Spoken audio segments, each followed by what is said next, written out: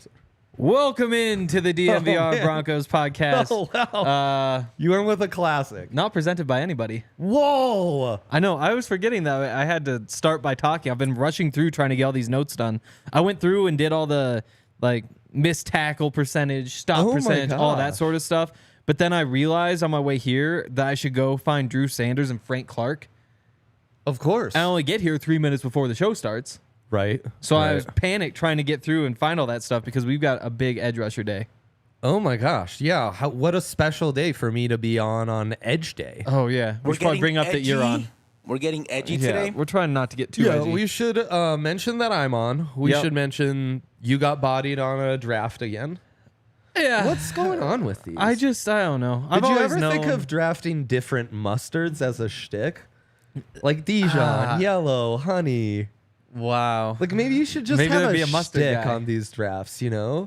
Maybe because I'm not going to win. I've Your always said kind of been quitting halfway through. That's a fun one. It's a fun enjoy one. that. I get upset. That's a fun shtick. Yesterday I rejected. What did I reject yesterday?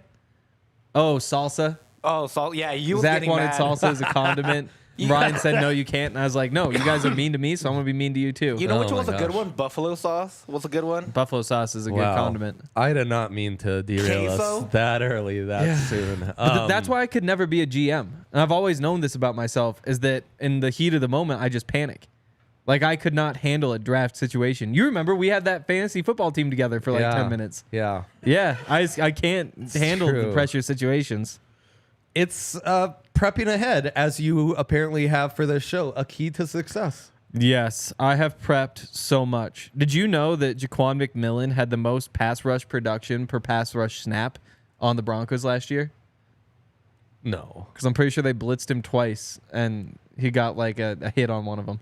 What a stat. Or no, they blitzed him once and got hit on once. That's how you get the 50%, because it's not a sack, it's a hit. Dang. Not to take over your show, but a little house cleaning.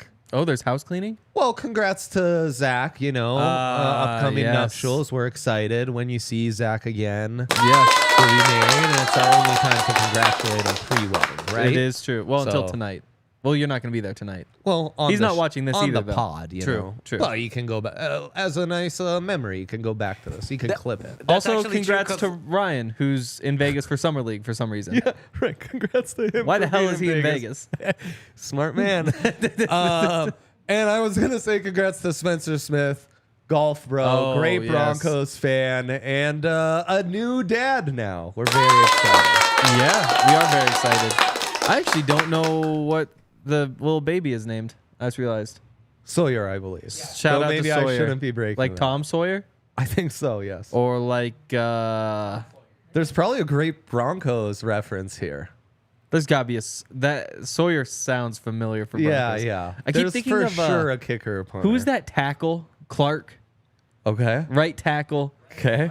Probably one of those like 6 years ago. Uh-huh. Ryan Clark? Not Ryan Clark. Threw out? He was only here for like a minute. I think he started, though. I've gone name blind, but this sounds familiar. Mm-hmm. There was a guy named Clark. That's who I keep thinking of. Maybe it's because Clark is like Sawyer. Very old Western names. Yeah, could be. Could be. Yeah, so shout out to Sawyer. Shout out to Zach. Shout out to Ryan. Shout out to Dre for subbing. You're on Monday, too, right? Yep. Okay, good. Yep.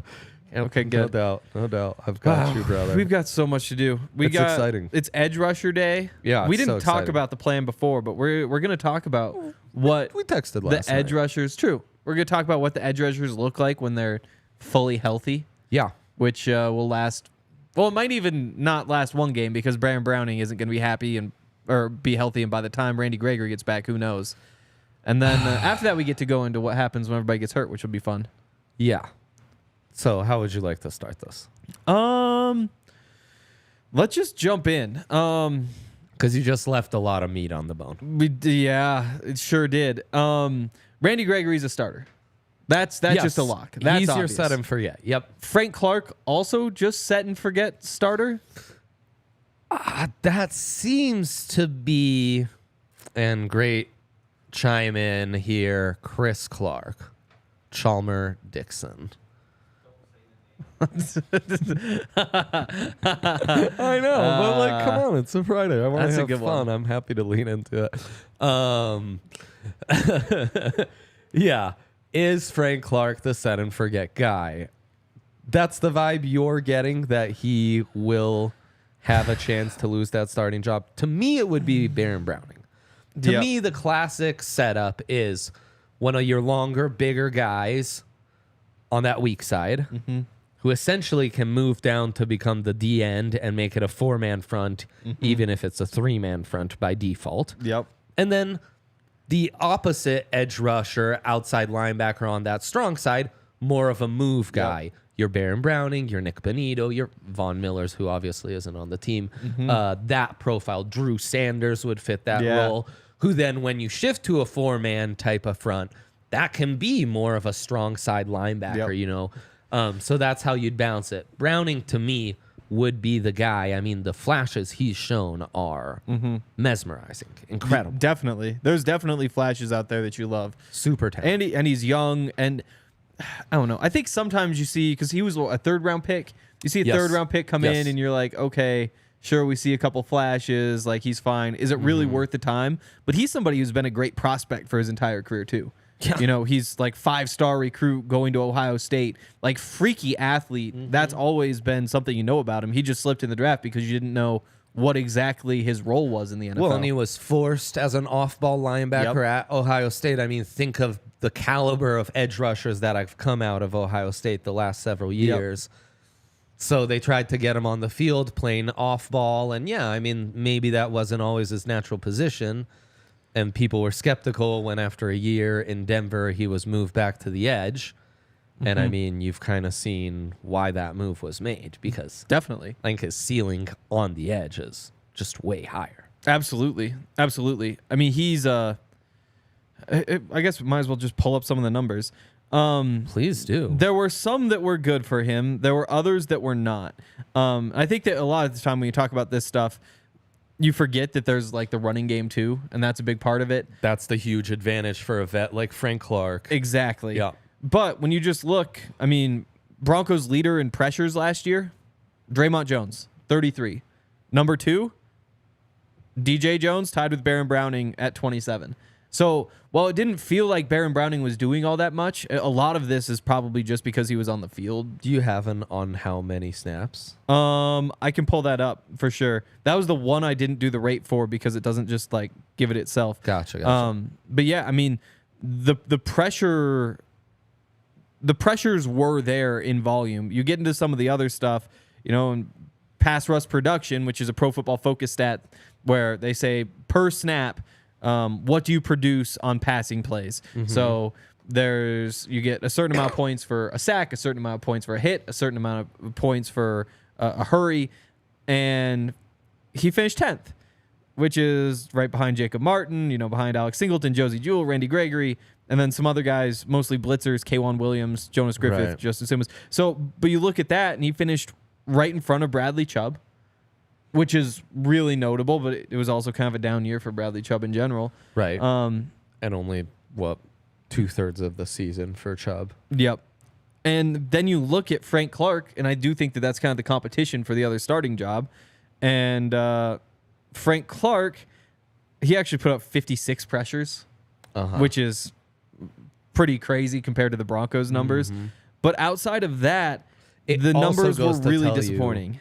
What an advantage having double-digit leads is in the NFL for your defensive fronts. That is absolutely true. And how true. much will that change some of this production? But I'm sorry. That's the impressive number. Everything else, not so impressive. So you get to like the win percentage. Just do you get by your guy? And he's at 10.2%. And that would be, Jake Martin's at 10%. Nik Bonitto's 11.2%. Bradley Chubb was 11.8%. Baron Browning was 12.4%. Jonathan Cooper, 12.7%. Randy Gregory, 16.7%. Wow. So you see the per snap basis, what he does, it's not anything all that special. In the playoffs, though, everything changes, and he's one of the best playoff pass rushers in NFL history. So I don't know how you weight that. Yeah, and then from a schematic standpoint, Frank is going to have the advantage as a run defender. Yep. And in 4-man fronts. Yep. because you feel great about him opposite Randy Gregory as a hand-in-the-ground defensive end. That's where Baron Browning does not really have that to his game, right? No. Or at least you're It's just certainly not not there yet. maximizing him, and you are by default giving the offense an advantage when they see him, you know, lined up over the right tackle, hand in the ground.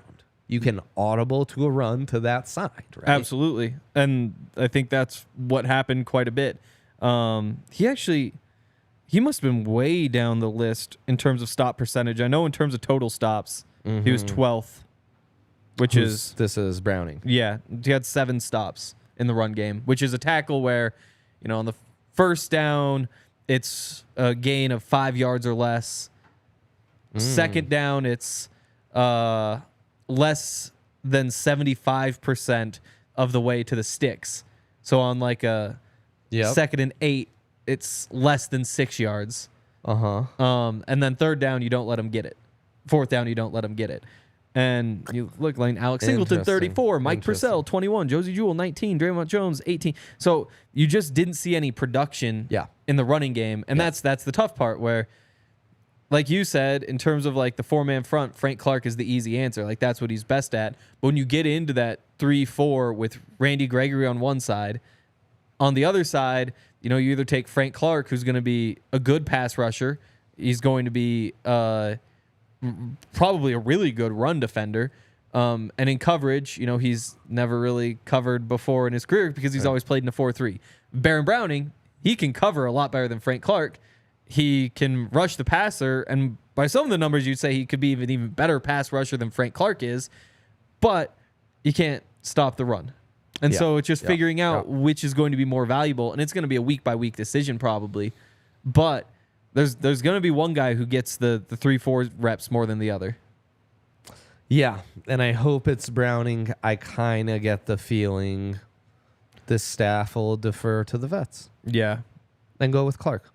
And ultimately, Clark is your best, like, Randy Gregory insurance, right? Because now, definitely, if Randy Gregory, who's never played more than 14 games in his career in a full season, is out for some games, then Frank Clark slots right into what you had with Randy Gregory.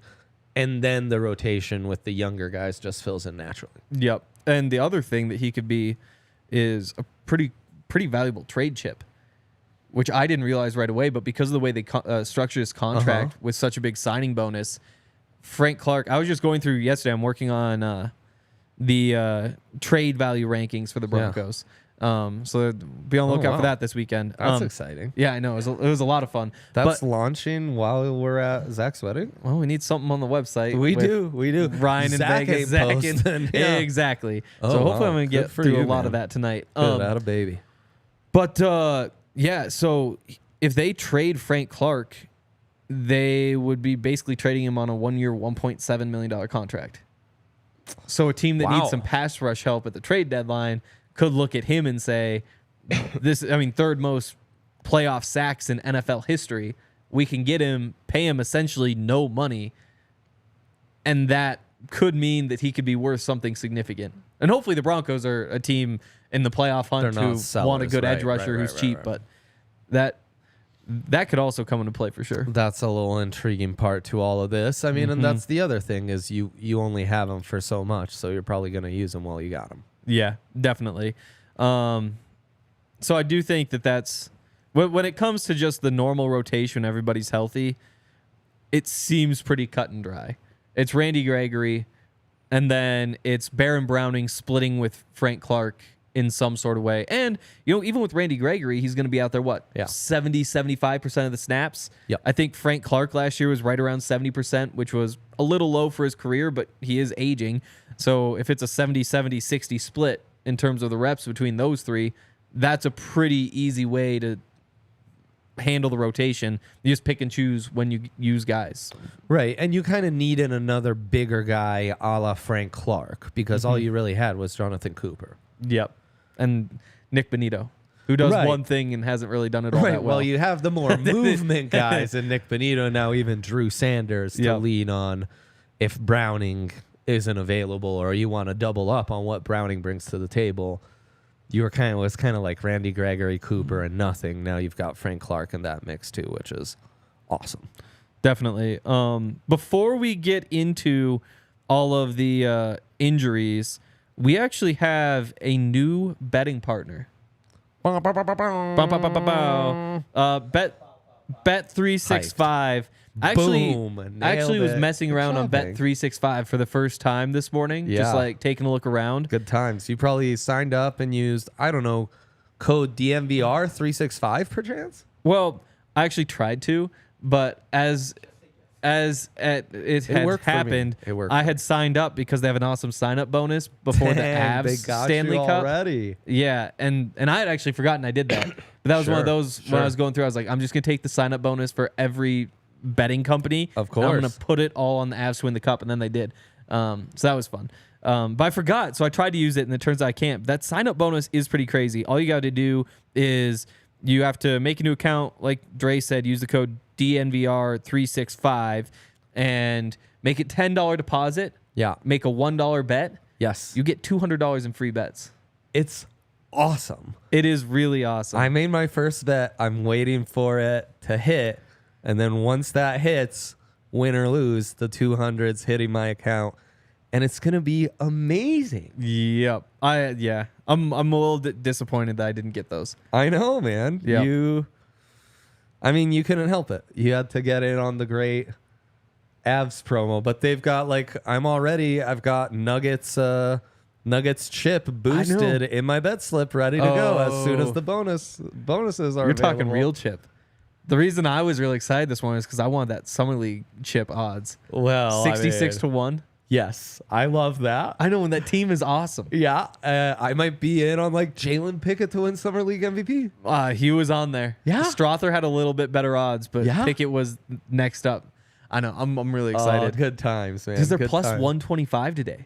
Dude, you can fade the Pids at like plus value on Bet365. Do it! See, Yaya knows. Yaya knows. I got invited to the Rapids yeah. game. Yeah. I was like, oh no, I can't go. I gotta go to the wedding. Smart man. Good for you.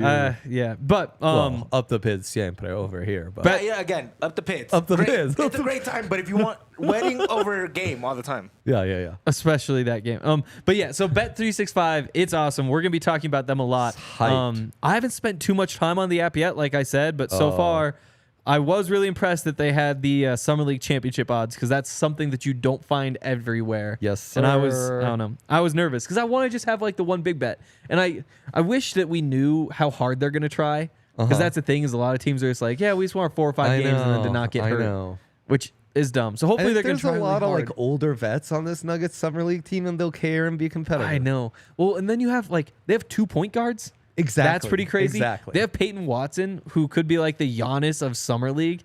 Yes. I mean, I'll be talking about this on Yeah. other shows today, so I don't want to overdo it. But yes, I agree with every single thing you're saying. I know. I'm hyped. I'm really hyped. But yeah, so like we said, turn $1 into $200 in bonus bets when you join Bet365. Download the app, deposit $10. You'll claim your $200 in bonus bets as soon as you place a bet for $1. So download the Bet365 app, use the code DNVR365 when you sign up, and you must be 21 or older and physically located in Colorado. Please gamble responsibly. If you or somebody you know has a gambling problem and wants help, call or text. There we go. 1-800-GAMBLER. So there you go. Bet365. Yeah, and Saturday Neon, of course. Great partners. Of course. Our signs over there. Is the buff lit and the buff Ram is is lit. not? Oh, Yeah, can you confirm? Anyway, Saturday Neon. You That's guys the way have it should seen be. it. It's a great tradition. I don't think that's fair. And actually, Justin Michael's coming in Oh boy. today, so I'm gonna try to get someone to fix that. Certainly not Saturday Neon, who will make all sorts of amazing LED neon signs for you. They are a licensed partner with CU and so many more teams. Check them out. Go to SaturdayNeon.com and use the code DNVR. You can get 10% off your order today. Free shipping on orders over $200. Their selection is really cool, man. They've been homies for a while. Check the lights we've got out in the bar. I think we've got a nice light upstairs in Studio B. We've had all sorts of Saturday Neon lights on our sets over the years. As I said, SaturdayNeon.com and use that code DNVR for 10% off. Use that code. Also, I brought this up when we first got those signs. Yeah. Said whoever wins the Rocky Mountain Showdown, their sign should be like above the other. And then like, you flip it if the other team wins. And I can't remember. I was telling somebody who would have the power to do that. Yeah. And they said, wow, yeah, that'd be cool. It's just too much work. I was like, what? You got to get on a ladder once every 5 years when CSU wins? Like, it's not. It's oh my gosh. It's pretty simple. It'd be like a nice bit. It's like we need more college atmosphere here, you know? We do need more bits and more college bits. So I like that. Speaking of bits, new branded segment. Yeah. Not time for that yet. Not time for that yet. I'm sorry. Right now it's time for who gets to join the rotation when, for example, Baron Browning is recovering from his torn meniscus that might keep him out for the start of the year. Man. You've got Randy Gregory who, if he plays 10 games, that's a pretty good year for him. Yep. And that leaves 7 more. So pretty quickly you could be looking a ways down this depth chart. So after kind of the big 3, the guys that are going to be a part of what's happening outside linebacker, who's up next? I mean, you need to start with Jonathan Cooper versus Nik Bonitto, right? Yep. Which essentially is a lower tier but same-ish conversation we just had of Baron Browning versus Frank Clark. Production and, being a great playoff edge rusher isn't something Jonathan Cooper can boost. But he's been fairly consistent in spot duty as a Bronco. And he's got that physique. You trust him against the run. You trust him hand in the ground. Nik Bonitto, as you mentioned, you look at some of the pass rush stats, he might actually pop. Yeah. Because when he was on the field, he would get some pressure. Like he would. Every 3 plays he's on the field, he probably hit the quarterback. He'd also, on a running play, decide, oh, I'm going to set the edge. Just kidding. I'm going to try to sneak inside the tech. And that's the thing. I think going into the season, everybody was worried about whether he was big enough to hold up as a run defender. Sure. That didn't even factor in because he couldn't even put himself in the situation where he could have been a run defender. He was just lost out there in terms of the run fits, which was really disappointing. Yeah, at Oklahoma, he almost played like an off-ball linebacker, like kind of a spy. It was that slot role that doesn't transition. And what he's trying to do there, where you're talking about getting lost, he's trying to create early penetration because that's his only chance of defending the run. If he just tries to play a gap, he's just going to get mauled, right? Yep. So he's a problem against the run.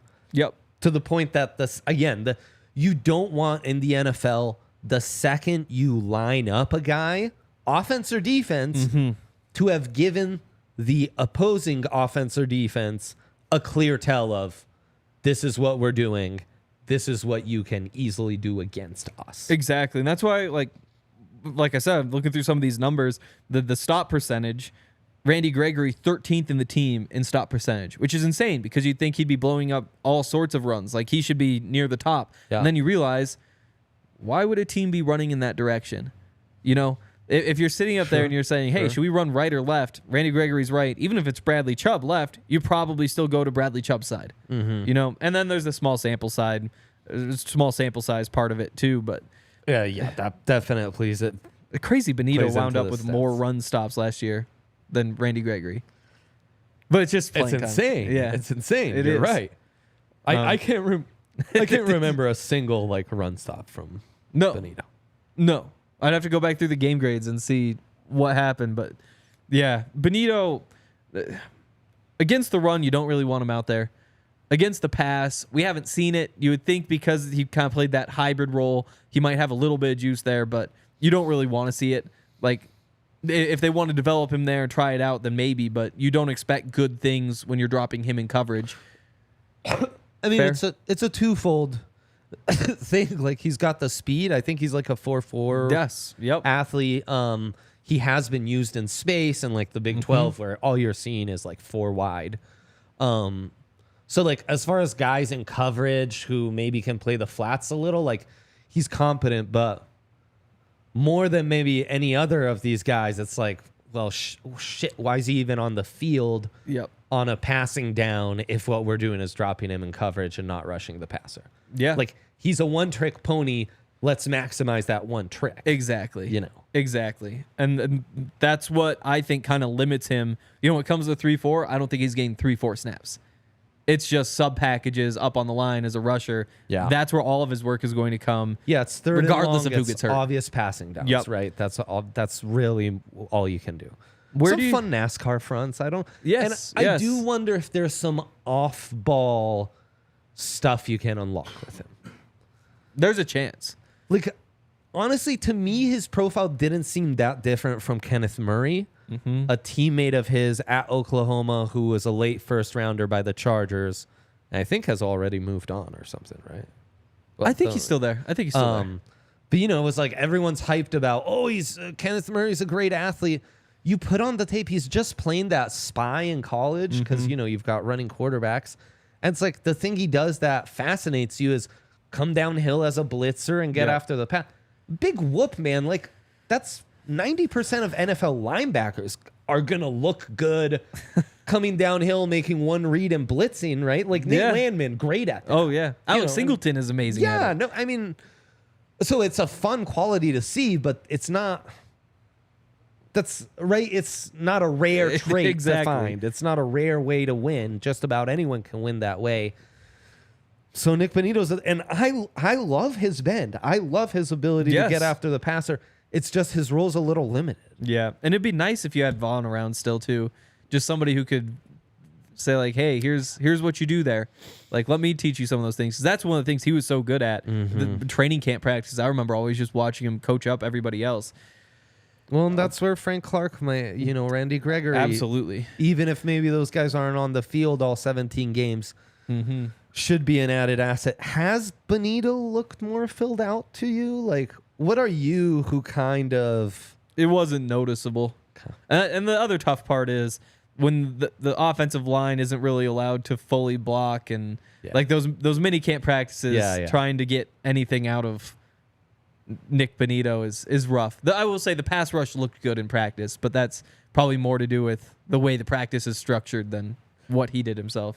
I don't think he made the notes. I'll assume you'll tell us if there's any Coop or Bonitto buzz that you've heard. There is Coop buzz. There's big Coop buzz. And tell us. You know, also... Or tell me. Nik Bonitto, 14 pressures last year. Jonathan Cooper, 11. Like, Bonitto was 5th on the team. Right in front of Randy Gregory. Like, you know, there was a little bit there. Right. Like, if you put him on the field when he's able to go do his thing, he will do his thing. Yep. 9th in win percentage. You know, between Jake Martin and Jonas Griffith. You know, it's not stuff you love to see, but there is, if you're looking for hope, there's at least a little bit of hope. Yeah. But yeah, Jonathan Cooper, you know, he's, I think, next up in that 3-4 rotation. Like, it's just so easy. I mean, the guy has 14 starts in 2 years as a 7th-round pick. It's crazy. And there's never been a time where Cooper was forced into a start where I came away that Sunday afternoon or Sunday night and was like, yeah, damn it, Cooper really blew that for us. Like, I remember the Titans game when they, obviously, Derrick Henry. Yeah. He was such a huge piece of everything that happened in that game. He never looks out of his depth. Never. And it's kind of a similar story to Browning. He was kind of like buried at Ohio State, right? Exactly. And he's shown like, no, this is a quality dude that probably would have gone much higher if he played anywhere else in college. And when you have a guy like that, you know, just very well-rounded. You know, that's what he does so well. He's probably best against the run, but has a little bit of pass rush pop. Uses that can drop in coverage pretty well. You know, he also turned 25 since the season ended. Like, there could be another level physically where if you're that kind of guy who is maybe a little bit more powerful than he is speedy, bendy at 6'4", 260 pounds, if he does bulk up a little bit, and that's the tough part is he changed his number to number 0, and so he looks massive. Like, you watch him, and he was making plays all throughout minicamp. It's another one of those things where, you know, it's not like he's a DB or receiver where you're basically playing what you would play in real football. So I don't know how much you read into it, but he looked really good in that number 0. It makes him look so much bigger. Maybe he did get bigger. I want to look up his arm length. I'm having trouble real quick. Coop Buzz, they add Frank Clark. You get the feeling they're going towards some bigger edges. Yeah, I mean, definitely. Because, I mean, that was the plan last year. They bring in Randy Gregory to pair him with Bradley Chubb. Fair point. Like, I think that's what they want. And, I'd actually be curious to go back and look at those first couple games when they were playing together and see what that rotation looked like. Because obviously you're getting Baron Browning in there at the time, but when exactly are they doing it?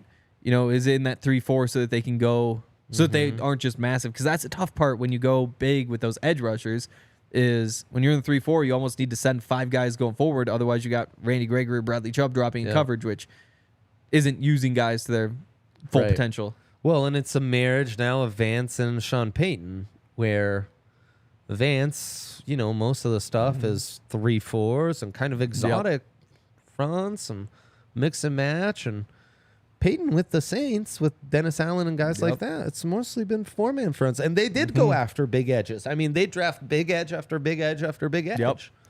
Definitely. I mean, Marcus Davenport, just big, freaky, like very Randy Gregory type of guy. Right. Peyton Turner recently out of Houston. I mean, Cam Jordan's played on the edge there. Like, he'd be a DT in most 32-inch arms. Wow, would have thought way bigger for Jonathan Cooper. Huh. And then where do the rookies slot in, Hank? See, that's where things get weird. Sure do. So, I mean, Drew Sanders, we haven't brought him up yet because I don't think they're going to play him at outside linebacker. But as a pass rusher, when you get to the 4-man front or you get to the NASCAR, he's going to be a part of it. It's just really tough to say, what he does provide. I know. Because, 9.5 sacks, you love that. Like, you look through any of the raw numbers. Top 3 sack leader in the SEC last year. Exactly. 39 pressures. That was more than any Bronco. Yeah. As an off-ball linebacker, by the way. 18% win percentage. That's better than any Bronco except PJ Locke, who was at 50% because he rushed twice. Hell yeah. You look at the run stops, 26. That would have been second behind Alex Singleton's 34. You look at the stop percentage, and it drops off a little bit, but it would have been 8th in front of Draymond Jones, Jake Martin, Jonathan Cooper, Josie Jewell, like Randy Gregory. So the question, with all rookies, just how much translates and how much doesn't. Because even if he can do, those rate stats, if he can do half of them, there's a role for him. There's absolutely a role. And I don't know, he has all the tools. I know. And you wonder, like, he could be used in spot duties as a blitzer, as an off-ball linebacker, in kind of those Nik Bonitto obvious pass rushing situations. He can give you some good reps. I watched a lot of his Bama tape where he did start some games opposite Will Anderson in his final year in 2021. I mean, and he's like an all-world recruit, top athlete coming out of Texas. He's got length for days.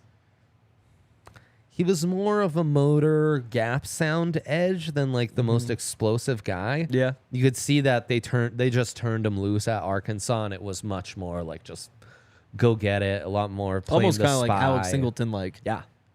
It's that same just run and chase.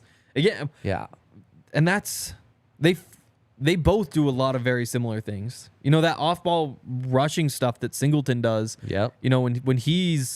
When he gets to start 2 steps off the line of scrimmage and kind of pull a guard out into space, he wins so often. And so you wonder, can Drew Sanders be better at that so that you really do want him out there more in pass rushing sets? And I think he can do a better job than Josie.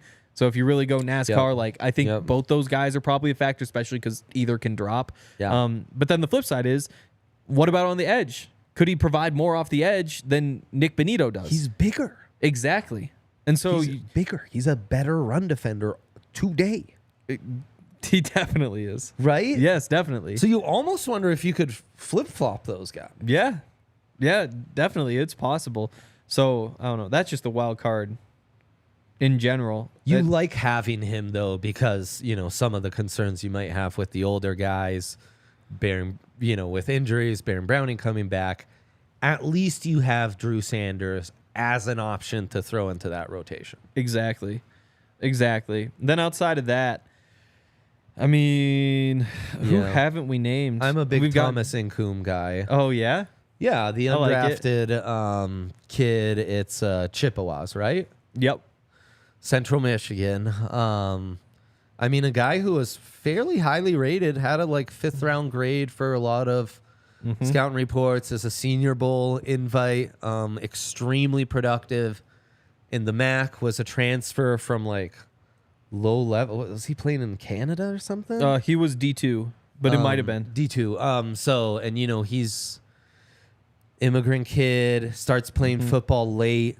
So he's 24, Canada, COVID senior. And in his second year in the MAC, blew it up. Senior Bowl struggles a little, tests really well in the agility drills. And he's a kid who packs a punch, has some length. I just think what we've seen on tape and the MAC and what we've seen at the Senior Bowl, he's basically a practice squad guy year one. Right now, he knows how to beat up on lesser offensive tackles, better offensive tackles with a little more polish. He doesn't have an arsenal of moves. He's just winning on motor, power, and leverage right now. So once he starts to develop an arsenal, he can actually go against the NFL has some pretty crappy offensive tackles starting in November, December, where it's oh shit, they're getting the backup 6th rounder out of Illinois starting today at right tackle. Cool. Yep. Thomas Incoom might get some production against a guy like that next year. Exactly. And so I love the potential. Hold on to him for dear life. I love him. I think it might be ambitious to think he could actually factor into the rotation. Another big edge, though, Hank. Definitely. Oh, and definitely big. I mean, 6'2", 262. He is a big edge. But it does feel I guess it's more the height more than anything. That was kind of my concern. And probably, he's obviously undrafted. Teams have concerns. Yep. And so when you come in and you're kind of the bully ball type of edge rusher, what happens when you start playing against, even Cam Fleming? That's a big man. Dude. You're not just bullying him, and there isn't much else. But kind of similar to Shaq Barrett in a couple ways. Kind of that undersized. Shaq Barrett, really undersized. Incoom, maybe I'm not giving enough credit. Yeah. When you talked about the bowling ball, I immediately thought of Elvis Doomerville. He's 6'2". Elvis was legit 5'11". Yeah, exactly. Also, that type though. Finished 7th in the country in tackles for loss last season. Yeah, no. There's a lot of production. Extremely productive. Exactly. And a guy who has an amazing story. You should interview him at some point in camp because he has an incredible story, man. That is a good call. Oh, I don't have my other notes on here. But yeah, Incoom's a big one. Chris Allen. Yes, I saw the chat there. Oh, really? Postal over here mentioned Chris Allen. He's another undrafted free agent. Was he added as an undrafted last offseason? Yeah, so he was last offseason. I had a draftable grade on him. Highly touted recruit. Yeah, never quite did it at Bama. 2020, he had the most tackles for loss in the SEC. You'll love that. And then week 1 of 2021, he I didn't write down what foot injury. Some sort of foot injury. Yeah. That kept him out the rest of the season. Actually had a sack in that game. So that would have been his sophomore year. He led the SEC in tackles for loss. Junior year, he has the foot injury, decides to go to the draft, doesn't get drafted, and the Broncos make him the highest paid undrafted free agent. Foot injury keeps him out all of last season, or at least, out enough that they could put him on IR and keep another guy in the practice squad. Right. But now he's finally back on the field for the first time in 2 years. And he was actually out there practicing too. So he seems to be fully back from what I could tell. Tools has the background, obviously a Bama recruit. You've seen SEC production at points. There's a lot to like about Chris Allen. It's just going to be the rust in some of those things to see where he winds up. Yeah, for sure. He's an intriguing guy in this mix. Because he's had some flashes, but you do need to see how the injuries come back. He's got the body. He's filled out. He's right in that 250 range, maybe high 240s. Yep. So more of a stand-up edge. Definitely. He's more of a ticks a lot of boxes. What's that like pound the table trait that you're like, I need him on my 53 because I know he can do X. That's what we got to figure out in camp and preseason with Christopher Allen. Potential, very intriguing though. Definitely. Also, Aaron Patrick. You know, he made the roster last year. Yeah, he made the team out of camp. Special teams. He was a dominant FCS guy. I think finalist for Defensive Player of the Year. Top 3 defensive player in the FCS. Now 2 years in the NFL. Tore his ACL early last year, but he's a pretty crazy athlete, big edge guy, and that's why he's one of the core special teams players. So why couldn't he make the team at the very least? You know. Well, I mean, and being a core special teams player is going to give you an advantage on making the 53, which is going to give you an advantage on simply being in that rotation over guys like Nkum or Allen, for example. Definitely. Well, I think we did it. How do you feel about that rotation? Potential to be if it was top edge rush rotation in the NFL. If it was healthy, I'd say there's potential to be top 10. I wouldn't take the bet, I don't think. Yeah. I'd say you're probably I'd set the over-under at like 13.5. Yeah, exactly. But then you factor in Baron Browning. Maybe he's back for... pretty sure Sean Payton said he was going to start on the PUP. But he didn't make it clear if that's for the regular season or just for camp.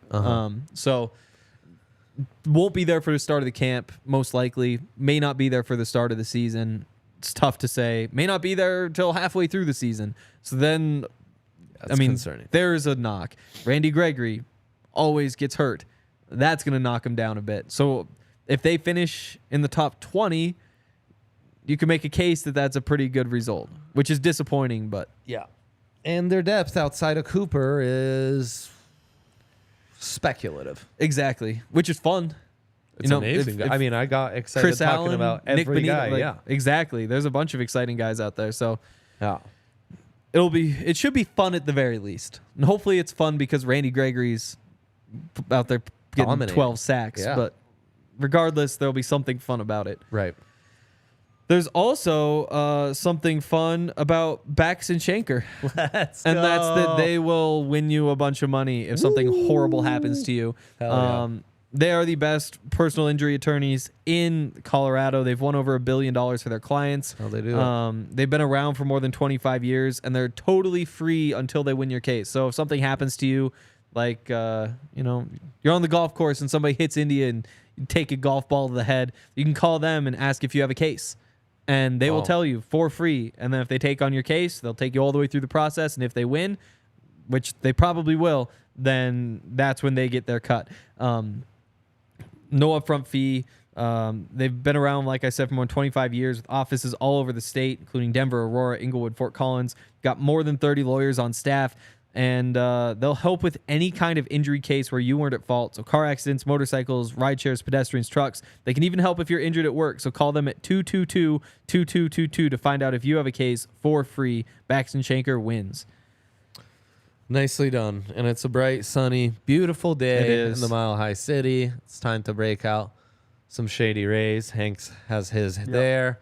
Yaya's busting his out. Oh, wow. Yaya's full, MLB outfielder with his glasses vibes. I just got some, the cop glasses. Oh. I think I'll be rocking those at Zach's wedding. Wow. Wore my kind of like the ones on the lower third there into the office. They're when did yours upstairs get at here? My desk.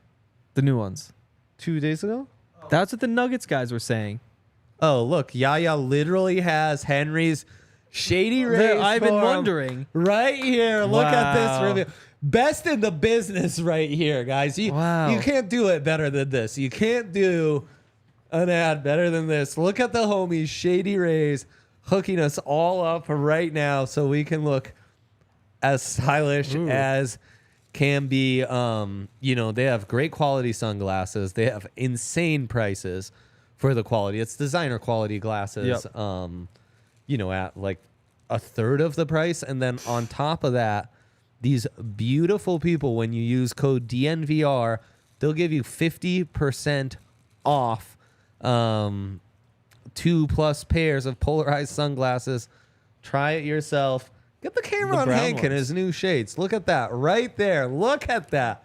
Wow, those are snazzy. What style were those? I can't remember what they were called, but I figured I have the black ones, so why not get some brown Diversify ones? a little bit. Look at that. You guys should see Yaya's. They're amazing as well.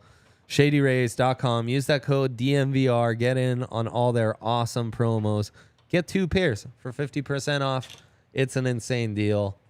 Try them out. Thank you, Shady Rays. Look at Yaya. Look at Yaya. What a legend. Wow. That's a look right there, man. That is a look. All right. Time for a Bet365 top 5 of the week. To say of the week? I think it's of the week. No, that's our Bet365 top 5. Well, we're doing it weekly, so it's going to be a thing we do every week. If you do a good job, they might just switch to the Rockies pod if you blow that. So oh, no. The pressure is on. All right. This week it is the top 5 guys we are most excited to see in training camp. This is fun. I'm very excited about this. It's tough because there's a lot of them. Yeah, there is. I wound up going kind of off the radar. Like, PS2 is not that exciting. He's not going to be challenged. That's what I thought too. Right? And I was thinking, like, typically you'd have like a first rounder that just came in that you're excited about. No, not really. Yeah, and that's the thing. And that I feel like it's really open-ended. Like, you can make a case for Russell Wilson, but it's just like, I'm not super excited for that whole thing again. You know, Jerry Jeudy going up against Pat Surtain. It's fun. I've kind of seen it a bunch of times. Like, and I know both guys are really good. I don't think I'm going to learn a lot from watching that, so I'm not too excited about it. Browning, bummer that he's out, because he'd be a guy I'm excited about. But definitely. He kind of gets taken out. I'll start with Marvin Mims. That's going to be fun. You know, that's he was actually kind of a late addition to my list. I had 3 guys who I was like, I'm really excited to see them. And then after that, I was like, okay, who am I missing here? I was like, well, they just drafted a ridiculously fast wide receiver with their first draft pick. How could you not be excited for that? No, that's a great one. There's going to be a lot of competition. I know you said Jeudy, like how I think just about every wide receiver on the squad could qualify for this. So I like that. Are we doing rivaling top 5s here? I think so. I think we both get them. So that'll be my number 5. I'm count going backwards. Adam Troutman as my 5. Yeah. Really liked him coming out of college. Extremely productive tight end. Really uses his body well, really uses his hands well, has some yak ability. I'm just intrigued by this kid as a move tight end, as an added weapon in the red zone, and I think with some familiarity in that Sean Payton offense, a wide open competition in that tight end room. I'm very excited to see what Adam Troutman can do. Yeah, I'm curious because he fits more in the blocking mold. You know, he definitely fits more in the blocking mold, but he can provide plenty as a receiver too. He's an athlete, man. He can run. He can run. So I don't know. It's a weird room right now because they only have five on the roster with Dulcich, Chris Mannertz, Adam Troutman, Albert Okwuegbunam, and then they added Nate Adkins, but he's probably more of a fullback, F-back or whatever in their offense. H-back, yeah, something like that. So that's the South Carolina undrafted? Yeah. I like him a lot. I sent you like a photo of him that I text because he looks like a football guy. I forget what I highlighted in that photo. I know. I felt really good because so when I was doing like my 53-man cut down, I put him with the fullbacks. And I was like, oh, this is like maybe a hot take, and I kind of doubted it. And then Sean said at some point during camp, like, yeah, you know, he's probably more of an F-back for us, like our fullback type deal. And I was like, oh my goodness, I just nailed that one. I felt good about that one. That's big. I think I just sent you a photo of him. I said, this is what Nate Atkins looks like. That's my kind of tight end. Didn't specify any more. I think he just has a gut, and that's what I like. Yeah, he's a little brick. Yeah, I like that. Okay, who's your number 4? Drew Sanders. I'm a big Drew guy. He's on my list. And at first he wasn't on my list because I was like, linebackers can be kind of tough in training camp because there's only like 1 in every 3 practices where you really play, and even when you really play, you're not like tackling or anything, so you're not seeing all that much. But then I thought more. I was like, even just like the flashes, I think flash in minicamp, like just the athleticism will show up. Where you're just like, wait, whoa, how did he get a hand on that ball? That doesn't make any sense. Yeah. And on top of that, you get to see where they're playing him. You know, what does he look like as pass rusher? So that's how I changed my mind and decided to include him. I went Dulcich at 4. I know I'm doubling up on tight ends, but I'm just really excited for what Greg Dulcich can do in this offense with the flashes we saw early on. Gosh, he's like the opposite of Noah Fant. Yeah. Noah Fant was like, wow, he's this big and he's this fast, and you put the tape on and somehow, some way can't break a damn tackle. Dulcich is like, he's this big and this fast. Somehow the dude just gets open and like bounce. Like Mr. Magoo stumbles away from like 2 tackles on every single play before they finally bring him down. Yep. He's just got that special sauce. So excited for some Dulcich special sauce in my life again. Yep. I think that's a good call. Thank you. And I'm kind of wishing I included him. Oh man, you blew it. Number 3, I've got Jaleel McLaughlin. Whoa. Youngstown State. Whoa. He's insane though. The McLaughlin hype is real. Yes. Give me the elevator pitch for those who haven't seen the highlights. Okay. Let's say he's a running back for starters. He's a running back, Youngstown State. He's a speed back, undersized speed back in a Sean Payton offense. Yeah.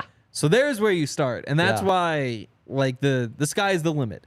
If he works out, does he have the receiving chops? Are you looking at him in the return game? Where are you truly excited to see him feature? I'm excited about him as a receiver, but I mean, what he did was run the ball. Because what he was is he the all-time leading rusher in NCAA football? You might be right about that. I'm pretty sure he is. I was trying to find it in my Can he compete notes. with Tyler Batty for that like RB3 spot? 2 spot? I think so. Tony Jones is not locked into number 3. Oh man, wow! Unless you want 2 yards per carry. I love that you threw this in here. I know. I'm really hyped. I mean, like I said, he is the all-time leading rusher, NCAA football, My Youngstown State, speedy running back, Bo Pelini. undersized. Like there's a chance that he's just incredible. There's a real chance that he's incredible. Yeah, it's running back. He's gonna really have to maximize preseason.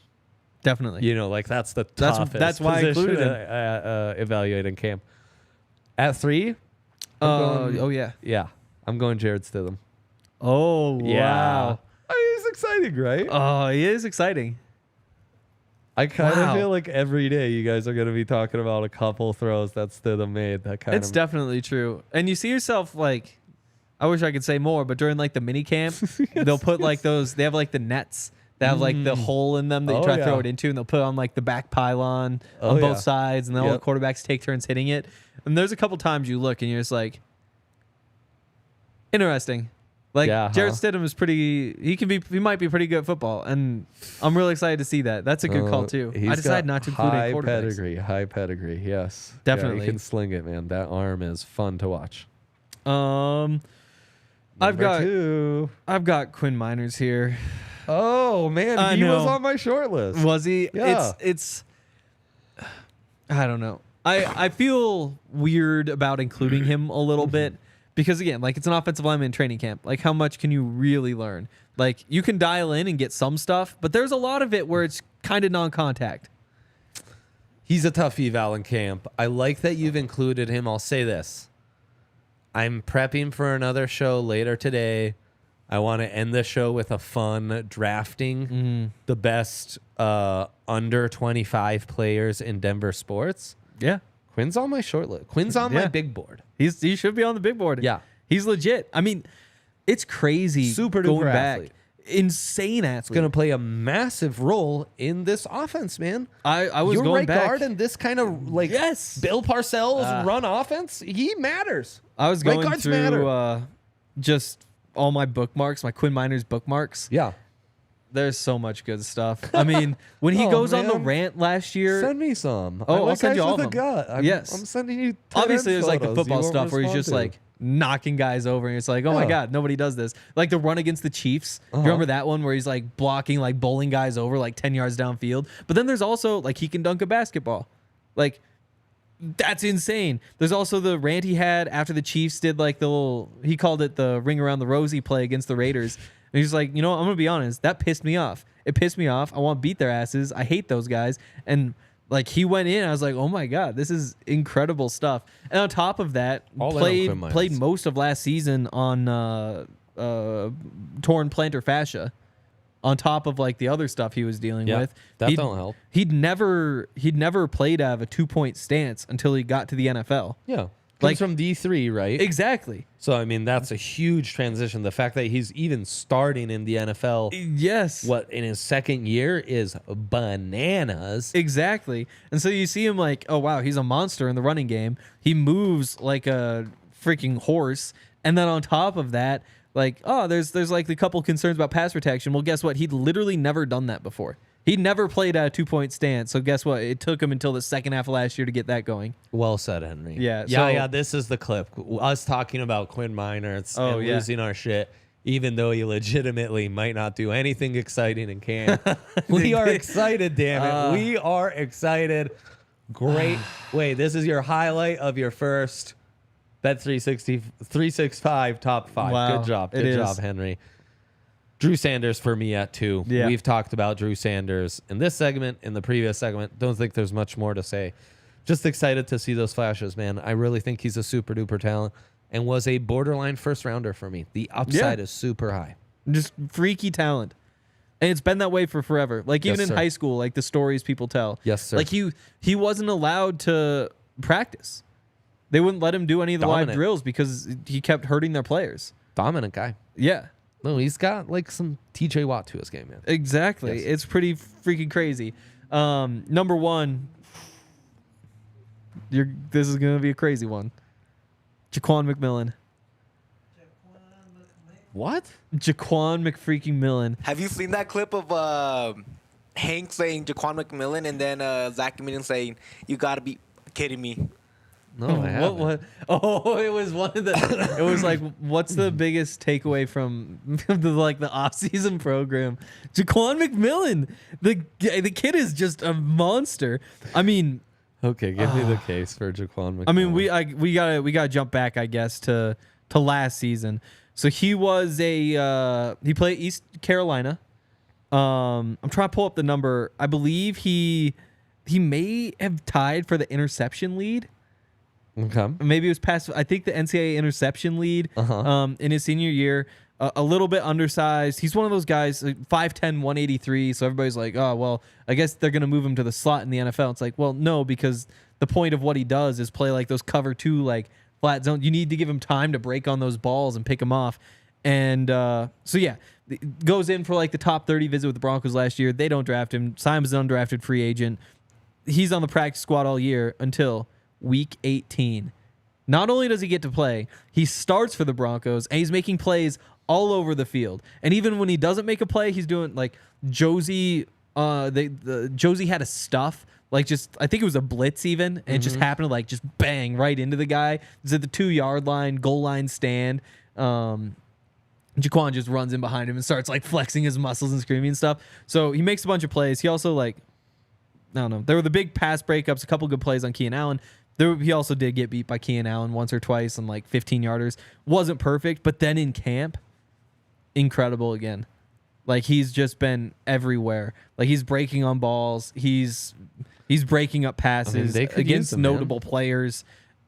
And I wonder if there's a world in which he could win the job from Damari. I don't think it's likely. It might not even be possible. But I do think that there is a chance that he gets that job. What's his arm length? Do you know? Yeah, actually, I got pulled up. 29 inches. All right. 5'11", 183, 4'5", 540, 36.5-inch vertical. But I mean, he's got the goods. Yep, and it's all like the short area quickness. He tested really well. I don't think he got invited to the combine, but all those numbers were where he would have been way up at the top. DBs like that pop sometimes. Man. They really do. Yeah. He might be one of them. Wow. Well, I went way more mainstream and just said Tim Patrick. Oh, that's a good one too. Yeah, I'm excited to see Tim Patrick back. I'm excited to see him in this offense. I'm excited to see him with Russ. I'm excited to see him against these corners and what he just brings to the table as filling out that whole receiving core. So, yes, excited all around for Tim Patrick. Yeah, that's a good one. He was another one in my trade value rankings who wound up a lot higher than I would have expected given the injury. Because you trade him it'd be a 2-year, $17.5 million contract for the new team, but they could also cut him after 1 year and be 1 year, $8 million, which for which is a solid value. Right. It's not like crazy like some of the other guys, but I don't know. He jumped way up there. So there you go. It's a good, there we go. Top fives. Those are really good top fives. On our first Bet 365 top 5. Our first Bet 365 top 5. Thanks to those guys. Yes, shout out to those guys, especially for all the money they're gonna give me when the Nuggets win Summer League. Oh, I know. Yeah, of course we're over an hour in. If we're I'm right on the show, these guys just go long. They can't stop. They can't stop talking ball with. We're right on pace. We're gonna talk about Breckenridge Brewery. We're gonna hit the comments. It's perfect. It shouldn't be an 80-minute show every time. Well, Yes, it should. yeah, yes. Zach agrees with me. Yeah, Zach yes, isn't raging. here. We'll It used to have be a this- 2-hour show every day. That's so true. Bad. It's not So bad. true. Breckenridge Brewery is awesome. Yeah, I mean, what else is there to say? What beer of the month is the? We just did this yesterday.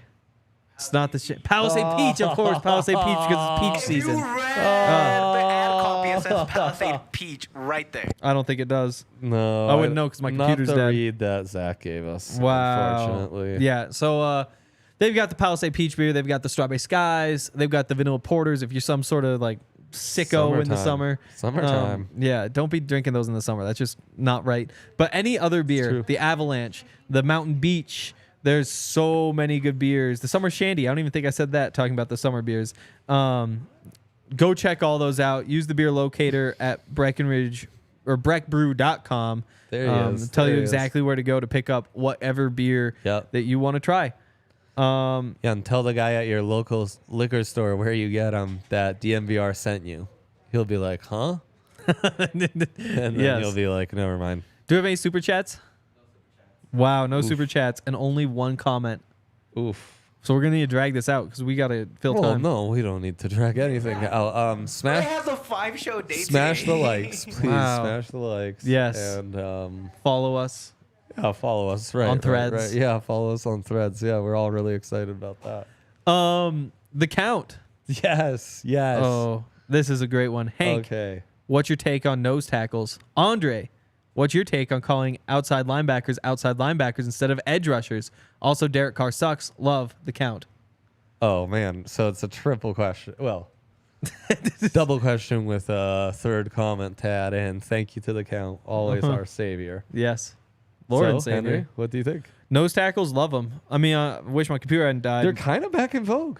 Yes, because you need to stop the run. Mike Purcell Meh. finished second on the team in Do you? stops last year, Sure. which you forget that like a good clogging nose tackle can also make plays. Like it's not just opening things up for other guys.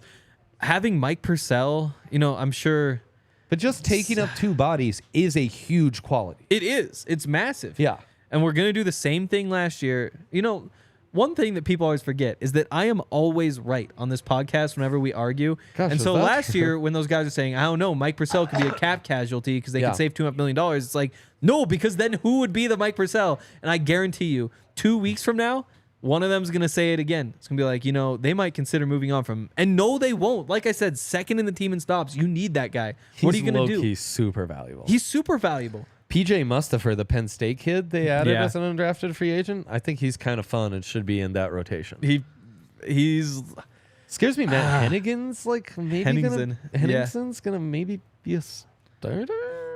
I wonder. So this is actually on my list of potential pod topics. That but scares who's the me. third starter? Yeah, Because you got Zach Allen, you got DJ Jones.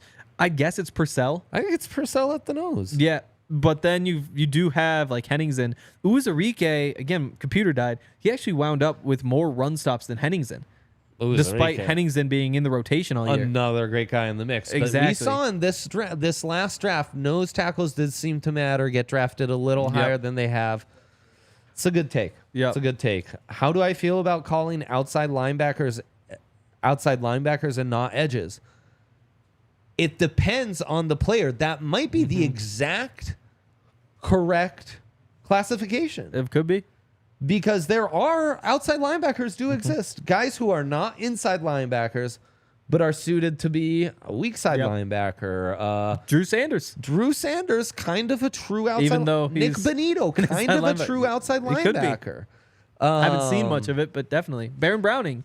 Right. You know, he's super bendy, so maybe you do just lump him in, but... So I'm definitely part of Edge Crew. I mean, I feel like when I started, I was driving that train that we never...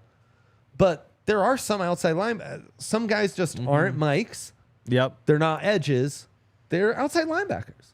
Yeah, definitely. And like Randy Gregory, Frank Clark, those are edges.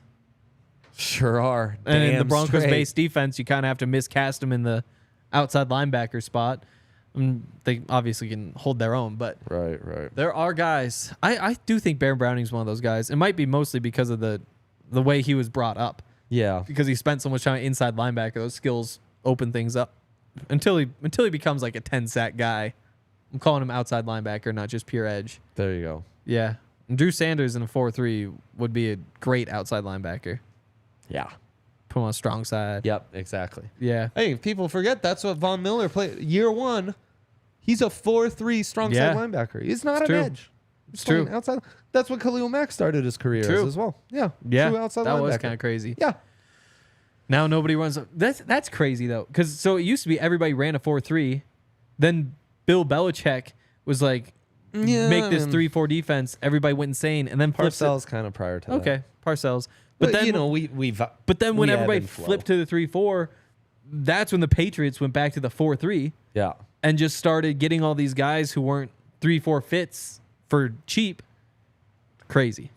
I always thought that 4-3 Seattle front, where the strong side was like basically an 3-4 outside linebacker edge, like the Bruce Irving types, and the your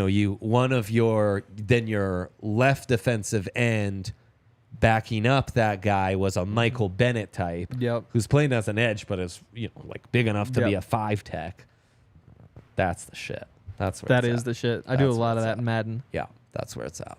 Brian Asamoah coming down. Man, did we talk enough ball? Like, did we get enough into ball on this one? We talked more about ball this than one was we for have the on this ball lovers. podcast in the last 2 weeks. If you combine all the ball knowledge from the last 2 weeks into one pod, it'll still be shorter than this podcast. Yeah. Well, and especially if we throw out quarterbacks. Wow. Like if we didn't count any, if in terms of non-quarterback ball, this might be over the last month. Yeah, I think if you count out quarterbacks, if you make a pod in the last month of non-quarterback talk, maybe about 30-minute pod. Yeah. We're really bringing it home for Bet 365. We're really bringing it home for Bet 365. Good for them. We can bring it home again on Monday. What do you want to talk about Monday? Tune in to find out. out. I don't know. You're so now corporate DNVR, only 1 hour shows. Hell no. Schedules that we have to. I'm not living by your schedule. If It's this not my schedule. It's DNVR's schedule. back in the good old Please days end before this. somebody had a camera on me, those guys would talk for 2.5 hours and I'd listen to it because I wasn't on the I'd hear podcast. them in the lobby. Exactly, because there weren't schedules. No schedules. Now Yaya just rages off air. It's fun. Everyone loves it. It's real fun.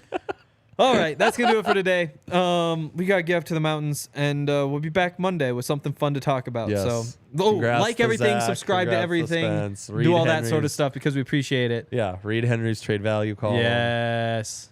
Bye.